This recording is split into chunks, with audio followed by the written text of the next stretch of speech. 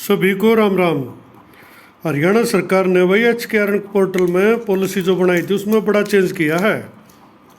हरियाणा सरकार ने कौशल रोजगार निगम के जरिए अस्थायी कर्मचारी नियुक्त करने की नीति में बड़ा बदलाव किया है। सरकार ने निगम के जरिए नियुक्त करने के लिए deployment of contractual persons policy 2020 तैयार की है। एक्चुअली क्या था, अब तक यह पॉलिसी तैयार नहीं थी, तैयार थी तो इसके पॉइंट क्लियर नहीं थे, अब तैयार हो गई है। हालांकि यह पॉलिसी मंजूर कर दी थी, जारी होने वाली थी, मगर कौशल रोजगार निगम ने सुझाव दिया कि अनुभव प्राप्त कर्मचारियों को प्राथमिकता मिलनी चाहिए, इसलिए पॉलिसी में नए बिंदु जोड़ने के प्रस्ताव को मुख्यमंत्री ने मंजूरी दे दी।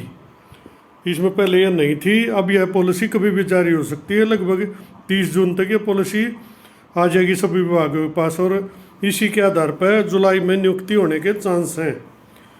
हालांकि आउटसोर्सिंग पॉलिसी 1 के तहत कर्मचारियों का डाटा पहले ही पोर्टल पर आ चुका है। डाटा पोर्टल पर आ चुका है, उन्हें जून का वेतन कौशल रोजगार देगा, जिनका नहीं आया उनका संबंधित विभाग देगा। ये तो तनख्वाह वाली बात थी। यह व्यवस्था जून तक है। जून समाप्त होने से पहले पॉलिसी अधिसूचित हो जाएगी। विभागों को अगर अस्थायी कर्मचारी रखने होंगे तो पॉलिसी में दिए जॉब रोल के अनुसार कौशल रोजगार निगम से यह कर्मचारी रखे जाएंगे। अब इसमें मेन क्या किया है भाई, कौशल रोजगार अनुभव वालों को पहले नौकरी मिलेगी। अगर अनुभव वाले उम्मीदवार नहीं मिलेंगे तो मानदंडों के अनुसार चयन होगा। इसमें देखो बताया गया है, पूरी तरह सुनो। दैनिक सवेरा को मिली जानकारी के अनुसार पॉलिसी में प्रावधान किया गया है कि किसी विभाग या संगठन की तरफ से जिले में अगर किसी अस्थायी कर्मचारी को रखने का आग्रह कौशल रोजगार निगम को किया जाता है, यानी कोई DC वगैरह मांगता है कर्मचारी, तो जिस जॉब रोल जिस पोस्ट का कर्मचारी की ज़रूरत होगी उस जॉब रोल में पंजीकृत उसी जिले के, पहली बात उसी जिले के अनुभवी उम्मीदवार को प्राथमिकता मिलेगी भाई। यह अनुभव किसी भी सरकारी विभाग या सरकारी संगठन का होना चाहिए। अगर उसी जिले का पंजीकृत अनुभवी उम्मीदवार नहीं है तो किसी भी जिले का पंजीकृत अनुभवी उम्मीदवार को प्राथमिकता मिलेगी। यानी बाई चांस उस जिले में कोई भी अनुभवी नहीं है उस पोस्ट के लिए, तो दूसरे ज़िले में कोई होगा वो उसको प्राथमिकता देंगे। अगर किसी भी ज़िले में अनुभवी नहीं है, एक्सपीरियंस आदमी नहीं है, तो मानदंड के अनुसार चयन होगा।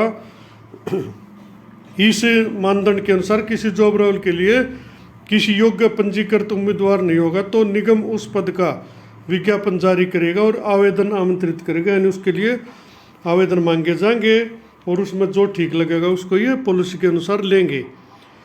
अच्छा, पुराने को भी कुछ राहत दी गई है पॉलिसी में। शैक्षणिक योग्यता में जो 10वीं 12वीं में मैटर था, क्योंकि कई पोस्टें पर 10वीं थी, कई यहाँ 12वीं थी।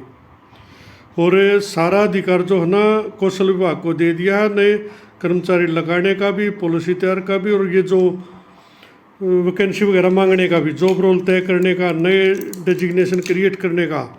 तो भैया एक्सक्लूसिव खबर है, अनुभव वालों को इसमें प्राथमिकता मिलेगी और 30 जून तक, जून के आखिर तक यह पॉलिसी फॉर्म में आ जाएगी और उसके बाद ही किसी की ज्वाइनिंग का आगे सिलसिला हो पाएगा। लेकिन सबको पता है मई से ही ज्वाइनिंग कौशल में रुकी हुई है, किसी की भी नहीं दे रहे। तो पता करने पर इन्होंने बताया कि पहले ये सैलरी का मैटर क्लियर कर रहे हैं, क्योंकि मई जून की सभी कर्मचारियों की सैलरी पेंडिंग है। उसके लिए करके ये 1 जुलाई से नए सिरे से ज्वाइनिंग देना शुरू करेंगे, ऐसा सुनने में आ रहा है।